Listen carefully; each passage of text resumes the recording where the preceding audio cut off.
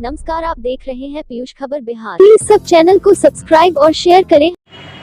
चुनौती दे सकें। ये लोग किसी पार्टी के अंदर में मुक्त नहीं है, ये स्वतंत्र हैं, स्वतंत्र नहीं है। आज मैंने देखा हमारे इतने महान एडवोकेट जिनकी अपनी एक छवि थी, आज उनको इस तरह से बांध के रखा गया कि मंत्री के बाद संतरी तक की अभी जगह नहीं मिला, और फिर भी अपने स्वाभिमान को नीचे गिराते हुए वह पार्टी का दामन थामे हुए हैं। मैं तो उनके इस विचार से नतमस्तक हूँ, लेकिन इतनी भी स्वाभिमान इंसान का नहीं गिर जाए कि वह अपनी इस पद के लिए और अपनी गरिमा को नीचे गिरा दे। अरे पद जब हमारी अपनी कर्म होंगे तो जनता हमारी उस कर्म के अनुसार हमें पद देगी, लेकिन स्वाभिमान को नीचे गिरा के अपने जीवन को जीना यह धिक्कार है। और जो हमारे दूसरे पार्टी गठबंधन के आए हैं, मीरा कुमार जी के सुपुत्र, मैं उन्हें स्वागत करता हूं, लेकिन वो भी बाहर से आए हैं, उनका भी पटना क्षेत्र में वही हाल देंगे जो अन्य हमारे अभी तक के प्रतिनिधियों ने जीता और फिर 5 साल तक चेहरा दिखाने से नामुमकिन रहते हैं, और इसी के कारण उन्हें भी हमारी जनता उतनी जगह नहीं दे पाएगी। मैं इस धरती का हूं और इस धरती के लिए कुछ नया इतिहास रचना चाहता हूं। भारत के मानचित्र पे मैं पटना साहिब को एक स्थान दिलाना चाहता हूं। इन्हीं संकल्पों के साथ मैं खड़ा हूँ। सर, एक आखिरी सवाल है, आप किन मुख्य एजेंडों के साथ जनता के बीच में हाजिर हो? मेरे 5 मुख्य एजेंडा हैं। पहला, व्यक्ति को जितनी भी सरकारी और गैर सरकारी योजनाएं हैं उसका लाभ मिले, हर घर में शिक्षा, स्वास्थ्य और रोजगार मिले। वो बड़ी से बड़ी शिक्षा भी गरीब आदमी को कैसे मिलेगा, रोजगार हर गरीब आदमी कैसे पाएगा, और स्वास्थ्य हर गरीब आदमी को कैसे मिलेगा, इसका हमने एक अपना नया रोड मैप बनाया है, जो मैं जनता के बीच में ले जाऊंगा और इसे लागू करूंगा, और हर एक व्यक्ति स्वास्थ्य, शिक्षा और रोजगार का लाभ मिलेगा। यही संकल्प है मेरा। यह दूसरा। और तीसरा, मेरा हर मोहल्ले में स्कूल, कॉलेज, उसके बाद पानी, बिजली, नाला, पुल, पुलिया, खेल की परिसर और तमाम जितनी वहाँ की उपयुक्त समस्याएं होंगी, मैं उस मोहल्ले की उसका निदान करूंगा। इसके साथ मैं शहर में बड़े मेडिकल कॉलेज, बड़े इंजीनियरिंग कॉलेज, व्यावसायिक कॉलेज, पैरामेडिकल कॉलेज के साथ बड़े बड़े कल कारखाने खोलवाने का मैं काम करूंगा, जिससे हमारे सभी लोगों को स्वास्थ्य, शिक्षा और रोजगार तीनों परस्पर मिलता रहे। इसमें कहीं कोई किसी को व्यवधान न हो पाए। देश की एकता और अखंडता को बचाते हुए, न कोई बिहारी है, न बंगाली है, न उड़िया है, न गुजराती है, न मराठी है। हम हिंदुस्तानी हैं, हम भारतवासी एक हैं। इसी एकता और अखंडता को समृद्ध करते हुए हरित क्रांति लाऊंगा। किसानों के लिए अत्याधुनिक औजार, खाद, बीज और उनके साथ पानी पटवन की सुविधा, बीमा योजना, अनुदान की व्यवस्था के साथ मैं काम करूंगा, जिससे हमारे किसान भाइयों को किसी भी परिस्थिति में नुकसान का सामना नहीं उठाना पड़े। चाहे जिस तरह की भी प्राकृतिक आपदा आए, मैं उनके साथ रहूंगा। यही मेरी योजना है। इसी के साथ मैं हर शहर में बड़े कल कारखाने, गृह उद्योग, हस्तकरघा उद्योग, इन तमाम चीज़ों को मैं बढ़ावा दूंगा, और इससे जो भी प्रोडक्ट निकलेंगे उसको इस देश नहीं विदेश के कोने कोने में उसको निर्यात कराकर और देश की मुद्रा स्थिति को मजबूत करने का काम करूंगा, और इसी से देश समृद्ध होगा। हम सब समृद्ध होंगे। जय हिंद, जय भारत।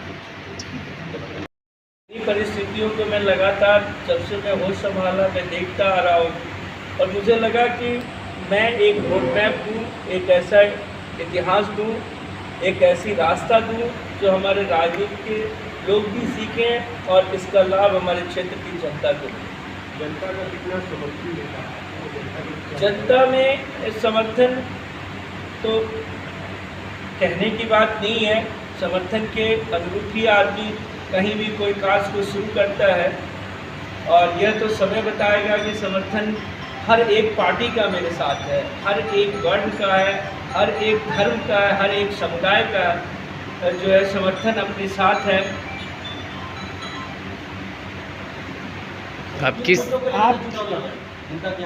मेन मुद्दा विकास है।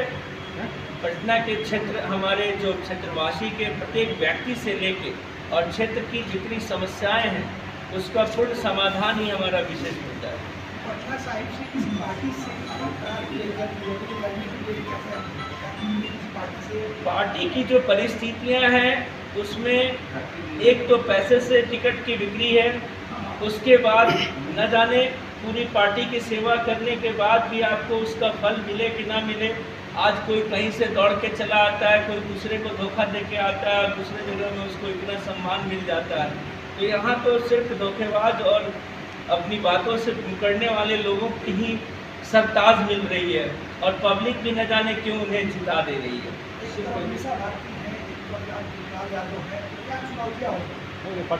हमारा पटना साहिब क्षेत्र है, रविशंकर बाबू जी।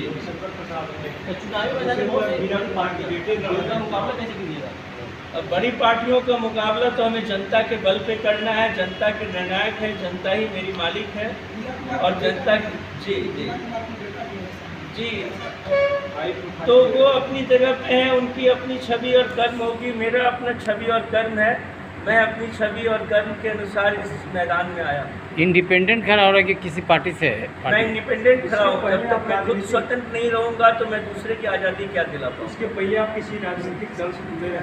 जी नहीं, मेरा किसी राजनीतिक दल से कभी लगाव नहीं रहा। मैं यही ढूंढता रहा कि कौन सा दल है जो समाज के लिए कुछ न्यायोचित कर सकता है, और मुझे अब तक समझ में नहीं आया। इसलिए मैं सोचा कि नहीं, मुझे कुछ एक नई पहचान लोगों को सकर्म करके देना चाहिए। आप अगर निर्वाचित होते हैं तो सबसे पहली प्राथमिकता आपकी क्या है?